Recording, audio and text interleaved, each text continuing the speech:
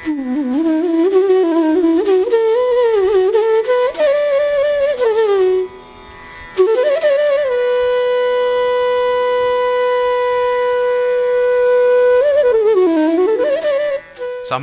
ವೇದಿಕೆಯಲ್ಲಿ ಉಪಸ್ಥಿತರಿರುವವರು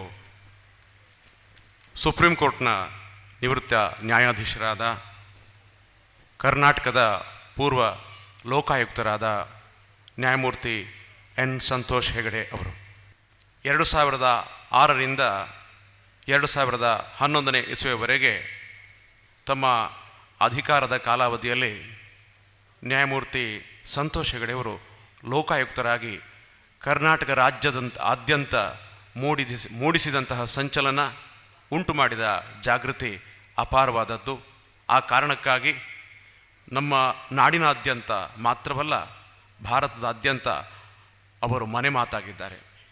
justice N Santosh ಹೆಗಡೆಯವರು ಈಗ ನಮ್ಮನ್ನು ಉದ್ದೇಶಿಸಿ ಮಾತನಾಡಬೇಕು ಅಂತ ಅವರಲ್ಲಿ ವಿನಂತಿ ಮಾಡಿಕೊಳ್ತಾ ಇದ್ದೇನೆ.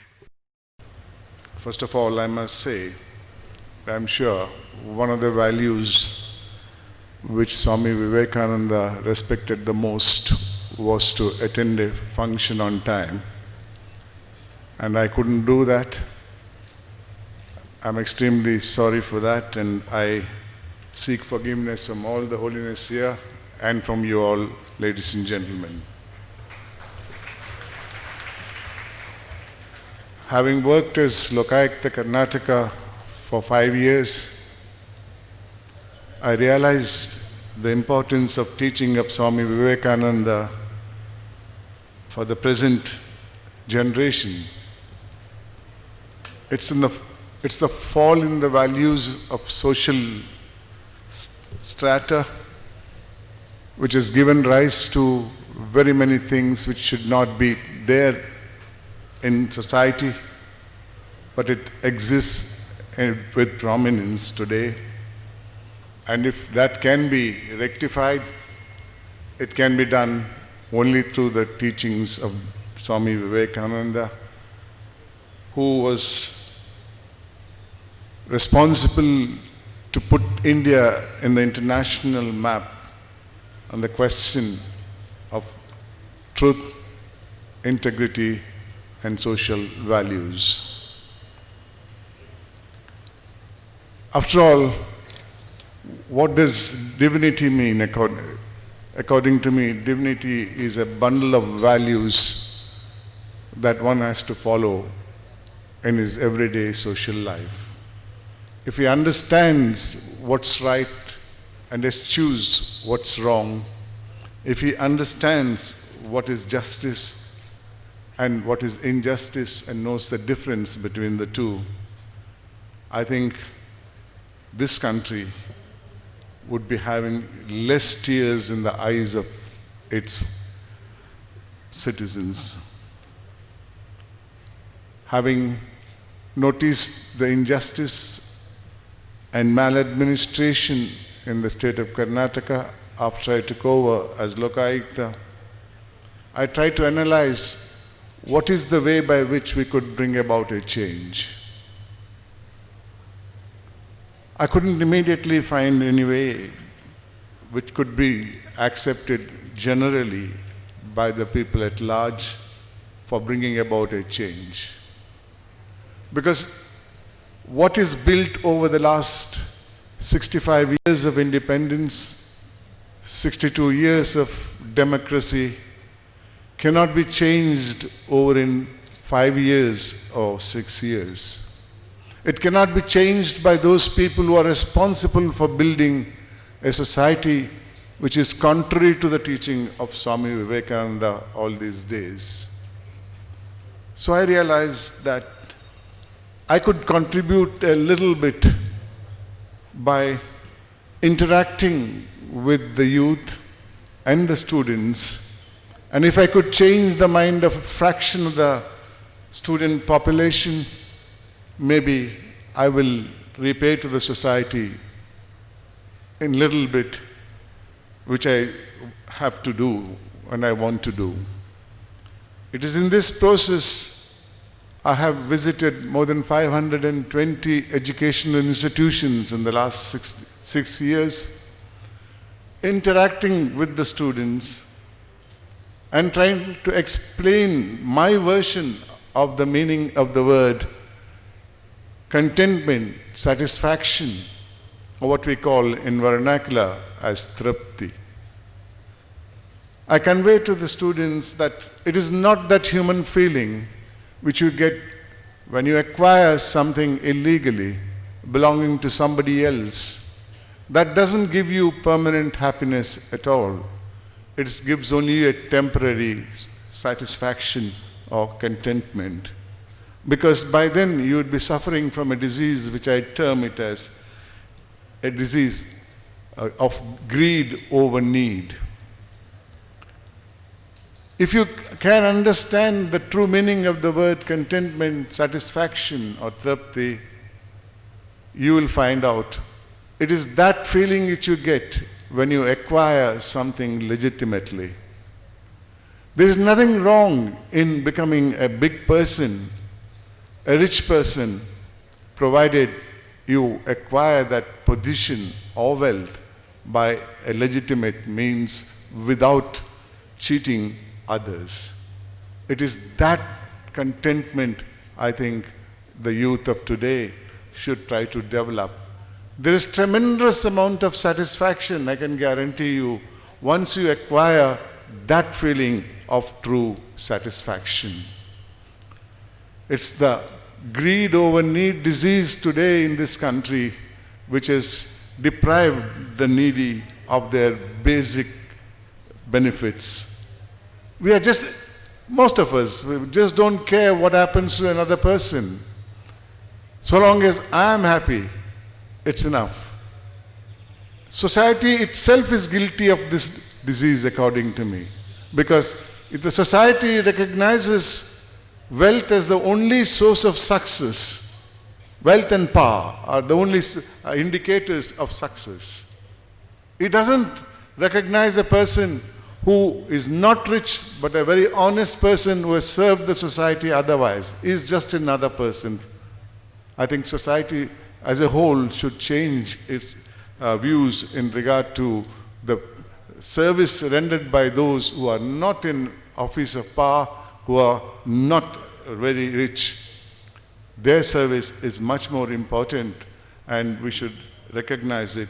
Then alone that understanding and change can occur in this. The process, I feel that we are losing our humanism in us. In this part of the country, our elders say, in Kannadalli ಹೇಳ್ತಾರೆ, ಏನೇ ಆಗು ನಿನಗೆ ಬೇಕಾದವನಾಗು ಆದರೆ ಮೊದಲು ಮಾನವನಾಗು ಅಂತಾರೆ.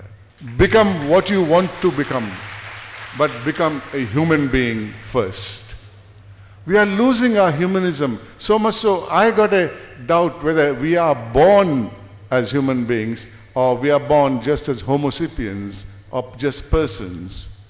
I have seen so many tragedies because of this lack of humanism in the people who are in the seat of power. Just to give one example, in 2010, in a district called Koppal in Karnataka, a lady goes for delivery of a child to the district headquarters hospital, and the staff there demand bribe which she didn't bring with her. So she sent her colleagues back to the village to bring that much of money. In the meantime, the staff asked her to get out and stay outside the hospital until the money comes. These are all recorded documents. It is not something I'm just pulling out of my hat. And when she got out of the hospital, crossed the road and sat in a bus stop, she delivered a child in the bus stop in front of the hospital.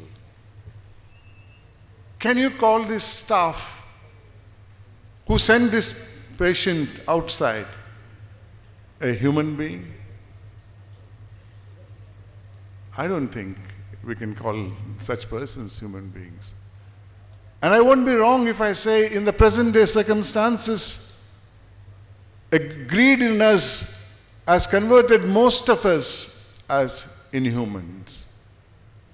my dear students, I think we have to develop that character of humanism. It's not worth being born as a man and die as a man. No, we may be born as a man or a woman, but certainly we must acquire that humanism which will put us in the rank of a human being. ಮಾನವೀಯತೆ ಇಲ್ಲದೆ ಇದ್ದರೆ ಈ ಸಮಾಜದಲ್ಲಿ ಯಾವ ರೀತಿಯಲ್ಲೂ ಉದ್ಧಾರ ಮಾಡೋಕ್ಕೆ ಸಾಧ್ಯವಿಲ್ಲ. ಮಾನವೀಯತೆಯನ್ನು ಪಡ್ಕೊಂಡ್ರೆ, ಮಾನವರಾದರೆ ಆವಾಗ ತಾನೇ ಉದ್ಧಾರ ಆಗ್ಬೋದನ್ನೋದು ನನ್ನ ನಂಬಿಕೆ. ನೀವು ಕೂಡ ಅದನ್ನು ಈ ಸಮಾವೇಶದ ಸಮಯದಲ್ಲಿ ಪಡ್ಕೊಳ್ತೀರಂತ ನಾನು ತಿಳ್ಕೊಂಡಿದ್ದೇನೆ, ಮತ್ತು ಅದನ್ನು ಮುಂದುವರಿಸ್ತೀರಂತ ಕೂಡ ನಾನು ತಿಳ್ಕೊಂಡಿದ್ದೇನೆ. ಇವತ್ತಿನ ಪರಿಸ್ಥಿತಿಯಲ್ಲಿ ಬಹಳಷ್ಟು ಜನ ಈ ಅಧಿಕಾರದ ದುರ್ಬಳಕೆಯಿಂದ ಕಷ್ಟದಲ್ಲಿದ್ದಾರೆ. ಅವರ ಕಷ್ಟವನ್ನು ಪರಿಹಾರ ಮಾಡುವವರು ಯಾರೂ ಕಾಣಿಸ್ತಾ ಇಲ್ಲ. 2010ರಲ್ಲಿ ನಾನೊಂದು ಫೋಟೋಗ್ರಾಫ್ ನೋಡಿದೆ ಕನ್ನಡ ದಿನಪತ್ರಿಕೆಯ ಮುಖಪುಟದಲ್ಲಿ. ಅದರಲ್ಲಿ ಒಬ್ಬಾಕೆ ಹೆಂಗಸು ಒಂದು ನಿರ್ಜನವಾದ ಪ್ರದೇಶದಲ್ಲಿ ನೆಲದ ಮೇಲೆ ಕೂತ್ಕೊಂಡು ಮಣ್ಣು ಕರಗಿಸ್ತಾ ಇದ್ದಾಳೆ. ಪಕ್ಕದಲ್ಲಿ ಒಂದು ಕೊಡ ಇಟ್ಕೊಂಡಿದ್ದಾಳೆ. ಆ ಪತ್ರಿಕೆ ಫೋಟೋ ಕೆಳಗಡೆ ವರದಿಯಲ್ಲಿ ಹೇಳ್ತಾರೆ, ಈಕೆ 4 ಕಿಲೋಮೀಟರ್ ನಡ್ಕೊಂಡು ಬಂದಿದ್ದಾಳೆ ಒಂದು ಕೊಡ ನೀರು ಹುಡ್ಕೊಂಡು. ಆ ನೀರು ಸಿಕ್ಕಿದ್ರೆ ಬಳಿಗೆ ಭಾಳ ಸಂತಸ. ಆ ಒಂದು ಕೊಡ ನೀರು ಅವಳ ಕುಟುಂಬದ ಸದಸ್ಯರಿಗೆ ಒಂದು ದಿನದ ವೆಚ್ಚಕ್ಕೆ ಒಂದು ಕೊಡ ನೀರು ಮಾತ್ರ. ಕುಡಿಯೋಕ್ಕೆ, ಅಡಿಗೆಗೆ, ಸ್ನಾನಕ್ಕೆ ಮರೆತು ಬಿಡಿ, ಅದು ಇಲ್ಲ. 2010ರಲ್ಲಿ ನೋಡಿದಂಥ ಫೋಟೋಗ್ರಾಫ್ ಇದು. 2010ರಲ್ಲಿ ಈ ರಾಜ್ಯದಲ್ಲಿ, ಈ ದೇಶದಲ್ಲಿ ಇಂಥ ಗ್ರಾಮಗಳಿವೆ. ಈ ಗ್ರಾಮಗಳಿಗೆ ಬೇಕಾದಂಥ ಕುಡಿಯುವ ನೀರನ್ನ ಸರಬರಾಜು ಮಾಡುವಂಥ ಒಂದು ಶಕ್ತಿ ನಮ್ಮ ಅಧಿಕಾರದಲ್ಲಿ ಇರುವವರಿಗೆ ಇಲ್ಲ. ಅಂದರೆ ಅವರು ಮಾನವರೇ. ಹಣದ ಕಮ್ಮಿ ಇಲ್ಲ, ನೀರಿನ ಕೊರತೆ ಇಲ್ಲ, ಆದರೆ ಅದಕ್ಕೆ ಹೋಗಬೇಕಾದಂಥ ಹಣ ಇನ್ನೆಲ್ಲೋ ಸೋರ್ಕೊಂಡು ಹೋಗ್ತಾ ಇವೆ. 2007ರಲ್ಲಿ ಭಾರತದ ಅತಿ ಉನ್ನತ ಲೆಕ್ಕಶೋಧನಾ ಅಧಿಕಾರಿ CAG ಅಂತಾರೆ, comptroller and auditor general of India, ಅವರು ಕೇಂದ್ರ ಸರ್ಕಾರಕ್ಕೆ ಒಂದು ವರದಿಯನ್ನು ಕೊಡ್ತಾರೆ. ಆ ವರದಿಯಲ್ಲಿ ಹೇಳ್ತಾರೆ, 2006-2007ನೇ ಸಾಲಿಗೆ ಕೇಂದ್ರ ಸರ್ಕಾರದವರು ಕೊಟ್ಟಂಥ ಲಕ್ಷಾಂತರ ಕೋಟಿ ರೂಪಾಯಿ, ದೇಶದ ವಿವಿಧ ರಾಜ್ಯಗಳಿಗೆ ಕೊಟ್ಟಂಥ ಲಕ್ಷಾಂತರ ಕೋಟಿ ರೂಪಾಯಿಗಳಲ್ಲಿ ಬರೀ 7 ಯೋಜನೆಗಳನ್ನು ಪೂರೈಸೋಕ್ಕೆ, ಮಧ್ಯಾಹ್ನದ ಬಿಸಿಯೂಟ, ಕುಡಿಯೋ ನೀರಿನ ವ್ಯವಸ್ಥೆ, ವಿದ್ಯುತ್ ಶಕ್ತಿ ಸರಬರಾಜು, primary health centre, primary education, ಗ್ರಾಮ ಸಡಕ್ ಯೋಜನಾ ಮತ್ತು ಒಳಚರಂಡಿ ವ್ಯವಸ್ಥೆ, ಗ್ರಾಮಾಂತರ ಪ್ರದೇಶದ ಬಡವರಿಗಾಗಿ ಕೊಟ್ಟಂಥ ಲಕ್ಷಾಂತರ ಕೋಟಿ ರೂಪಾಯಿಯಲ್ಲಿ ಒಂದು ವರ್ಷಕ್ಕೆ 51,000 ಕೋಟಿ ರೂಪಾಯಿಗೆ ಲೆಕ್ಕ ಇಲ್ಲ ಅಂತಾರೆ. ಎಲ್ಲೋಯ್ತು ಈ ಹಣ? ಯಾರ ಹಣ? ನಮಗಂತೂ ಹೋರಾಟ ಮಾಡೋ ಶಕ್ತಿ ಇದೆ, ಅವ್ರಿಗೆ ಯಾವ ಶಕ್ತಿ ಇದೆ? ಇಂಥ ಒಂದು ಅವ್ಯವಹಾರವನ್ನು, ಈ ದುರಾಸೆಯನ್ನು ಬದಲಾಯಿಸಬೇಕಾದ್ರೆ ಸ್ವಾಮಿ ವಿವೇಕಾನಂದರು ಹಾಕಿಕೊಟ್ಟಂಥ ದಾರಿಯಲ್ಲಿ ನಾವು ಮುಂದುವರೆದ್ರೆ ಮಾತ್ರ ಸಾಧ್ಯ. ಅದು ಮುಂದುವರಕ್ಕೆ ಯುವಕರೇ ಕಾರಣ, ನಮ್ಮಿಂದ ಸಾಧ್ಯವಿಲ್ಲ. ನಿಮ್ಮಲ್ಲಿ ಪ್ರೇರಣೆ ಮಾಡ್ತಾ ಇದ್ದೇನೆ, ದಯವಿಟ್ಟು ನಿಮ್ಮ ಮನೋಭಾವನೆಯನ್ನು ಬದಲಾಯಿಸಿ. ನಿಮ್ಮ ಒಳಿತಿಗಾಗಿ, ನಿಮ್ಮ ಮಕ್ಕಳ ಒಳಿತಿಗಾಗಿ ಆ ಬದಲಾವಣೆಯನ್ನು ತನ್ನಿ. ತಮ್ಮಲ್ಲಿರುವಂಥ ಒಂದು ಸಂಪತ್ತಿನಲ್ಲೇ ನೀವು ನಿಮ್ಮ ತೃಪ್ತಿಯನ್ನು ಇಟ್ಕೊಳ್ಳಿ. ಖಂಡಿತ ನಿಮ್ಮ ಮನಸ್ಸಿಗೆ ಅದು ಶಾಂತಿ ತರ್ತದೆ ಅನ್ನೋದು ನನ್ನ ಅನಿಸಿಕೆ. ಈ ಒಂದು ಸಮಾವೇಶಕ್ಕೆ ನನ್ನನ್ನು ಕರೆಸಿದಂಥ ರಾಮಕೃಷ್ಣ ಮಂಗಳೂರಿನ ಮಠದವರಿಗೆ ನನ್ನ ವಂದನೆಗಳನ್ನು ಸಲ್ಲಿಸ್ತಾ ನಿಮಗೆಲ್ಲರಿಗೂ ಧನ್ಯವಾದಗಳನ್ನು ಅರ್ಪಿಸ್ತಾ ಇದ್ದೇನೆ. ನಮಸ್ಕಾರ. ತಮ್ಮ ಸ್ಫೂರ್ತಿಯುತವಾದ ಮಾತುಗಳಿಗಾಗಿ, ಸಾಮಾಜಿಕ ಕಳಕಳಿಗಾಗಿ, ನೈತಿಕ ಸ್ವಾಸ್ಥ್ಯದ ಕುರಿತಾದ ತಮ್ಮ ಬದ್ಧತೆಗಾಗಿ ನ್ಯಾಯಮೂರ್ತಿ ಸಂತೋಷ್ ಹೆಗಡೆ ಅವರಿಗೆ ಅನಂತ ವಂದನೆಗಳನ್ನು ಸಲ್ಲಿಸ್ತಾ ಇದ್ದೇನೆ.